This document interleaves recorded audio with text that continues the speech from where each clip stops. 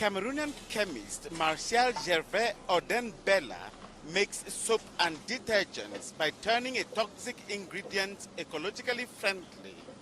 L'idée de recycler et de futuriser nous est venue d'une demande. The idea of recycling used oil came from a request from a hotel that, as part of its cooking activities, realized that it produced huge quantities of oil. At the time it was discharged into nature.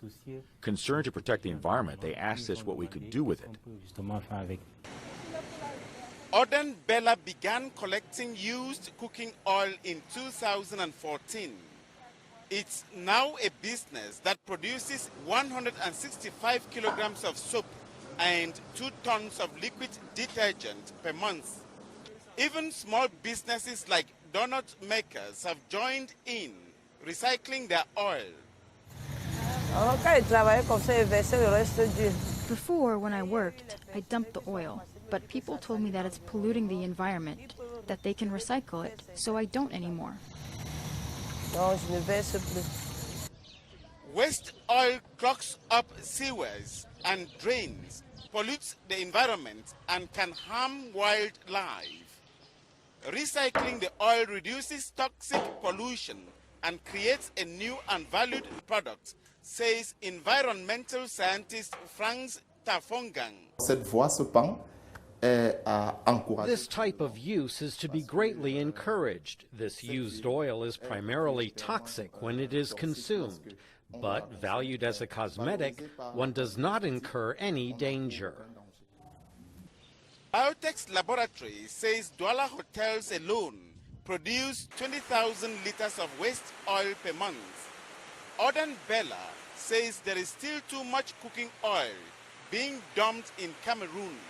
Plus il y aura des personnes formées, plus il y aura des personnes qui vont utiliser de futuriser. The more people who are trained, the more people will utilize used cooking oils to make soap, and the more we will get to a level where we can really protect the environment from the harmful effects of used oils.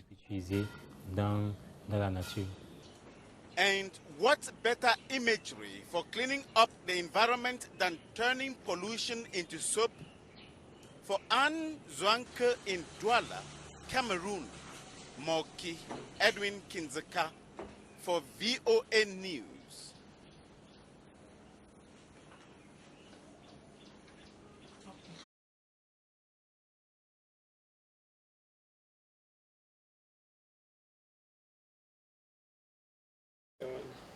These bioengineers are trying to 3D print replacement tissues for humans made from their own cells.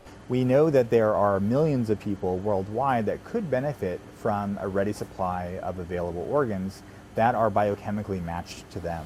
The challenge is to create complex vascular structures that keep cells alive by getting nutrients and oxygen into the tissue and waste products out. It's a very simple design. Jordan Miller is part of a team that developed a 3D bioprinter. It uses a hydrogel material commonly used in research. The liquid material turns into a solid, soft gel when a blue light shines on it. Light-absorbing yellow food coloring is added, so only certain parts become solid, creating intricate vascular structures. What it allows is for people to do this very rapid tissue printing with very complex architecture with live cells in a soft hydrogel material that you could grow them in.